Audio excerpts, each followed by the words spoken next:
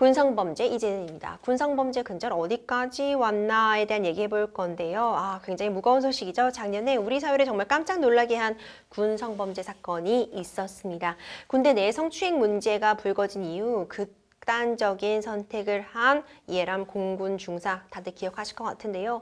이 유족이 공군 법무실장을 고발했다고 해요. 일단 이 사건으로 좀 돌아가 볼게요. 어떤 내용이었죠, 교수님? 그러니까 이게 2021년 3월 2일 날 있었던 일입니다. 회식이 있었고요. 회식 자리가 끝난 뒤에 이제 이해람 중사가 부사관이잖아요. 부사관이 운전하는 차량 뒷좌석에 이제 본인보다 선임 부사관, 그렇죠. 선임 부사관 장모 중사하고 함께 탑승을 하게 되었는데 그 뒷좌석에서 앞에서 운전하는 부사관이 있음에도 불구하고 강제 추행을 당했어요. 그래서 이 문제를 이 중사가 상급자인 노모 상사, 노모 준이에게 피해 사실을 보고를 합니다. 이게 3월 3일입니다. 그러니까 2일 날 이런 일이 있었고 3월 3일 날 보고를 했고 3월 4일 날 군사경찰에 신고를 접수하게 되고요. 17일 날 가해자인 장중사에 대한 군사경찰의 첫 조사가 이루어졌습니다. 그리고 4월 7일 날 군사경찰이 장중사 기소의견을 달아서 군검찰에 사건을 송치했는데 요 시기의 기간이 상당히 좀 오래 걸렸고요. 그 다음에 4월 20일 날 이 중사의 부친이 딸의 극단적 선택이 우려된다는 내용의 탄원서를 군검찰에 보냈고요. 5월 18일 날 이 중사가 전출된 세부대에 첫 출근을 했고 이후 2차 가해가 발생을 하기 시작합니다. 그리고 21일 날 이 중사 극단적 선택으로 결국 사망하게 됐는데 이 이중사가 98년생이에요. 꽃다운 나이죠. 24살이에요. 24살. 그러니까 그거 남자친구의 곧 결혼을 앞두고 있었던 상황이었거든요. 이런 상황에서 이런 일을 당했고 문제는 이런 문제를 제기했을 때 상급자라고 하는 이 상사나 준이 이런 분들이 제대로 대응을 안 하는 거예요. 무마시키려고 하고 덮고 가려고 하고 그리고 이중사가 처리를 해달라고 요구했을 때 그것을 어떻게 회유하려고 하고 이런 태도를 보이는 것 자체가 사실은 이 중사가 이런 극단적 선택을 할 수밖에 만든 요소라고 저는 봐요. 만약에요. 이런 일이 발생했을 때 군 당국이나 담당자나 아니면 상급자들이 아주 강력하게 대응을 했다고 쳐보세요. 그럼 이 중사가 이렇게까지 안타까운 선택을 했겠습니까? 저는 아니라고 봅니다. 본인이 이렇게 처절하게 얘기하고 처절하게 고통을 호소했음에도 불구하고 이러다가 잘못하면 이게 덮일 수도 있겠구나. 제대로 처리가 안 될 수도 있고 처벌도 안 받고 그냥 무마되고 넘어갈 수도 있겠구나. 이런 생각이 드니까 결국은 극단적 선택을 할 수밖에 없는 상황이 아니었나 하는 생각이 들어서 너무 이제 황당하기도 하고 화가 나기도 하고 그래서 대통령이 사실은 이게 제대로 처리가 안 되니까 엄정한 처리를 해달라고 문재인 대통령이 공개적으로 지시를 했어요.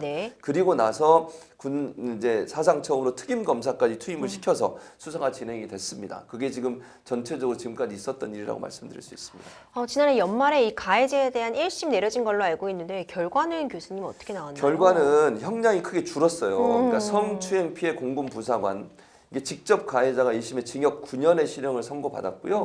강제 추행 혐의는 중형이 선고됐지만 문제는 보복 협박 혐의. 이게 법적 처벌이 불가능하다고 법원이 판단해서 구형보다 형량이 크게 줄었어요. 근데 저는 이해가 안 되는 게 이 변호사님 보복 협박이 왜 안 되는 거예요, 대체? 이게 사실 저도 좀 안타까운 부분이 있는 것 같아요. 이게 오히려 이런 멘트가 자살을 암시하는 문자를 보냈거든요. 내가 너무 괴롭다. 나도 지금 미치겠다. 내가 죽을 지경이다. 이런 내용으로 볼 수 있는데 이게 사과와 관련된 오히려 자신에 대한 반성의 의미였다라고 판단을 한 거였던 거죠. 재판부에서는. 그런데 사실 내가 이렇게 힘들다라는 내용을 피해자에게 보임으로써 피해자는 내가 이렇게 문제 제기한 것이 더 이렇게 큰 문제를 불러일으키는 것인가? 그리고 내가 이렇게 문제 제기를 하면 뭔가 더 큰 일에 휘말리게 되는가? 이렇게 충분히 협박으로 느낄 수 있었다고 유족은 주장을 하고 있는데 이제 법원에서는 이 부분에 대해서 오히려 반성 쪽의 의미다. 사과의 의미를 강조해서 표현한 거라고 판단해서 이 부분은 아예 혐의가 인정이 안 됐거든요. 그러니까요. 공분을 살 수밖에 없을 것 같아요. 그럼요. 아니 그게 사실 이해가 안 되잖아요. 그렇게 해서 얘기를 하면 하급자잖아요. 피해자지만 하급자는 사람 입장에서는 이게 이런 사람이 이렇게 하다 보면 나에게 다시 어려움이 올 수도 있지 않을까. 그렇게 느껴지지 않겠어요? 아니 뭐 죽겠다고 협박을 하는 거하고 똑같은 거로 느껴지는 건데 그것도 실제는 본인이 가해자인데 가해자가 그런 문자를 피해자한테 보낸다는 것도 이해가 안 돼요. 그렇죠. 사실 접근을 절대 시켜서는 안 되는 부분인데 그리고 공군도 사실은 처음에 이 사건이 발생했을 때 분리도 안 시켰어요. 같은 사무실을 근무를 계속 하고 있었다니까요. 아니 성범죄 같은 경우에는 사건이 발생하면 바로 분리하는 게 원칙 아닙니까? 같은 장소에 어떻게 근무를 하게 만듭니까? 그걸 어떻게 보고 있을 수가 있겠어요? 두려움에 떨죠.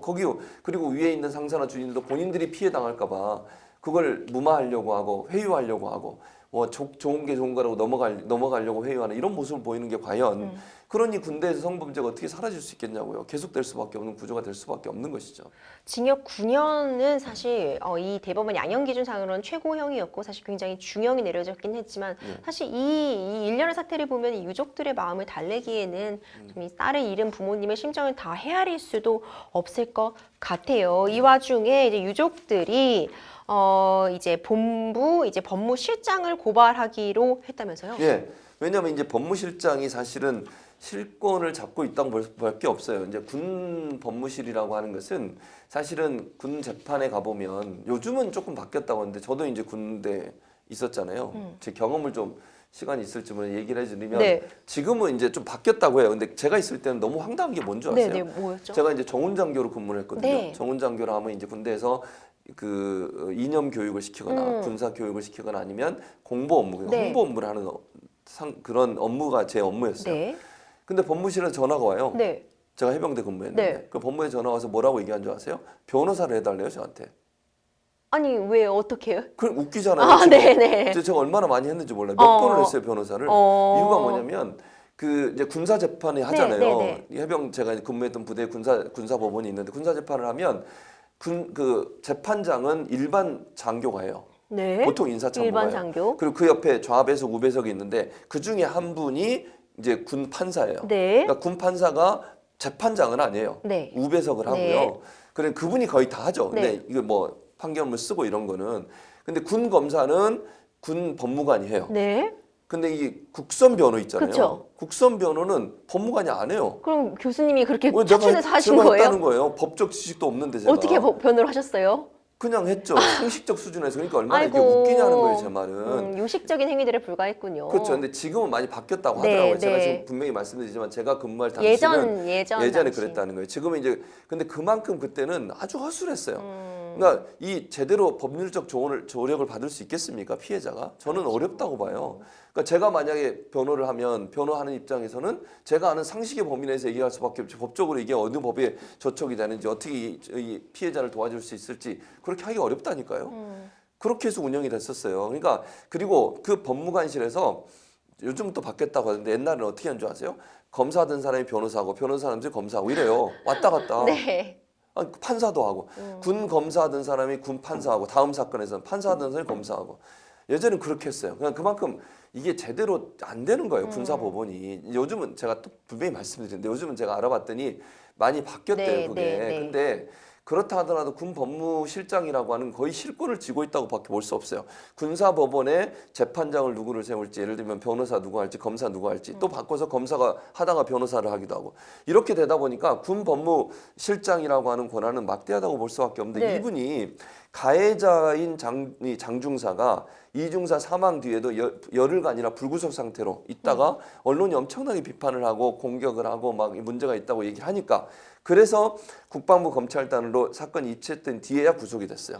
그러니까 실제 처음 사건이 발생했을 때 법무실장이 제대로 대응하지 못했던 부분에 대해서 문제를 제기한 것이고 그 부분에 대해서 공군법무 법무실장이 문제가 있다라고 고위공직자범죄수사처에 지금 수사를 의뢰한 상황이라고 볼 수 있죠. 그러니까 결국 공군의 법무실이 이 사건을 제대로 처리하지 못한 부분에 대해서 이제 유족 측에서는 문제를 제기하면서 고발한 상태라고 볼 수 있습니다. 그렇군요. 또 한편에 이 와중에 이회람 중사를 좀 성의 없이 변호했다는 범위로 국선 변호인에 대한 선고가 나왔는데 1심에서는 무죄를 받았어요. 예, 맞아요. 이것도 좀 이해가 안 돼요. 아니 정말 국선 변호인이 물론 뭐 자기 결혼식 뭐 얘기를 하더라고요. 그런 이유가 있었다고 하던데 신혼여행 뭐 얘기도 하고 그렇다 하더라도 아니 피해를 당한 사람이 본인이 그런 상황이면 다른 그러면 변호인을 붙여줘서 그분이 조력을 하게 하든지 이분은 하루가 지금 다르게 힘들어하고 있는 상황이잖아요. 아무런 조력을 받지 못하고 법적으로 도움을 못 받고 있다고 생각되면 얼마나 큰 자괴감이 들겠어요. 아무도 나를 도와주지 않는구나 하는 부분에 대한 논란이 있을 수밖에 저는 없다고 생각합니다. 그럼 본인이 그걸 맡지 말았어야죠, 사실은. 만약에 사건을 처리하거나 이게 뭐 그 일반 사건도 아니고 행정적으로 뭐 좀 시간이 지나도 문제가 없는 사건이 아니고 성범죄와 관련된 거면 증거를 빨리 찾아야 되는 부분도 있을 것이고요. 즉각적으로 대응을 안 해줬을 때는 피해자가 당하는 고통이 커질 수 있다는 부분들, 그러니까 분리가 제대로 안 되는 부분들에서 문제를 제기하는 이런 아주 성범죄 관련해서는 대응해야 될 요소들이 많음에도 불구하고 이 국선 변호인이 그걸 대응할 수 있는 시기를 놓쳤다고 하면 그 자체가 업무가 제대로 이루어지지 않았다고 볼 수밖에 없다고 봐요. 근데 지금 법원 같은 경우에는 무죄를 선고했잖아요. 1심이긴 네. 하지만 직무유기가 아니다. 이것도 전 이해가 안 돼요. 변호사님 이해가 되세요, 이게 지금?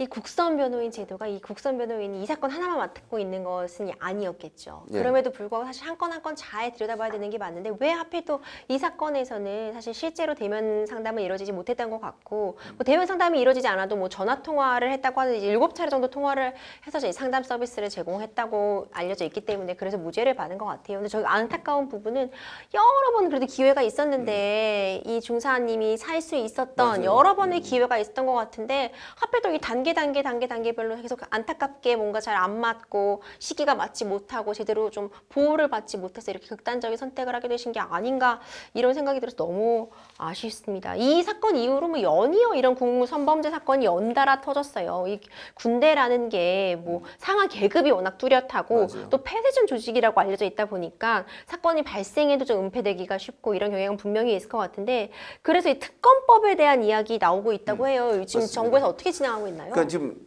더불어민주당이 특검법안을 발의하겠다고 네, 얘기를 했고 네. 지금 착수를 한 상태인데요. 공군 성폭력 피해를 입고 세상을 등진 고 이해람 중사 사건의 진상규명을 위한 특별검사법을 더불어민주당에서 발의를 하겠다고 얘기를 네. 하고 있고 지금 착수를 했습니다. 그래서 머지않아 아마 특별검사법이 발의가 될 것 같고 왜냐하면 지금 유족 측에서는 제대로 수사가 이루어지지 않았다. 진상규명을 위해서 특별검사가 반드시 필요하다. 네. 공군 내에 있는 그 법무관들을 통해서는 도저히 진상 파악이 안 된다고 지금 주장을 하고 계세요. 그래서 특별검사를 임명해서 실체를 처음부터 다시 봐야 된다. 이렇게 지금 얘기를 특검법 발의에 즉각 착수한다고 그랬고요. 뭐 기억하실 텐데 대선 토론회 때도 심상정 정의당 후보가 이 문제를 제기를 했잖아요. 제기했죠. 그리고 그 당시에 이제 이재명 후보도 여기 동의를 하셨고 다른 후보들도 대체적으로 이 문제 해결한다고 얘기를 했기 때문에 제가 볼 때는 만약 특검법이 발의가 되면 처리가 될 가능성이 높다. 국민의힘도 반대할 가능성은 저는 낮다고 보거든요. 그래서 빨리 이 법이 좀 통과가 돼서 이해람 중사의 억울한 죽음에 대해서 진상을 밝히는 그리고 이 문제를 덮으려고 했거나 무마하려고 했거나 아니면 제대로 수사하지 않은 사람이 있다고 하면 그에 합당한 처벌을 받을 수 있도록 꼭 했으면 좋겠습니다. 교수님 마지막으로 교수님도 이제 해병대에서 장교로 네. 근무하셨는데 네. 군성범죄 근절하려면 도대체 어떤 점이 좀 집중돼야 될까요? 1차적으로 저는 이렇게 생각해요. 이 일벌 100개가 반드시 필요합니다. 아까 말씀하신 것처럼 군은 위계 질서, 계급 질서가 아주 명확한 곳이잖아요. 그렇기 때문에 뭔가 이게 위로부터의 압력이 내려오면 사실은 그게 덮어질 수 있는 위험성이 충분히 있어요. 그걸 끊기 위해서는 만약에 이런 문제가 발생했을 때는 아주 정말 다시는 되돌릴 수 없는 그 정도의 처벌이 이루어져야 한다고 봅니다. 혹시 이런 일이 덮어지거나 문제가 발생했을 때 제대로 대응하지 않은 즉 군내에 매뉴얼은 분명히 있거든요. 지금 성범죄가 발생하면 이렇게 해라. 그거에 하나라도 저촉된 행동을 했을 때는 아예 군에서 쫓아내야 돼요. 더 이상 군복무를 할 수 없도록 만들어야 됩니다.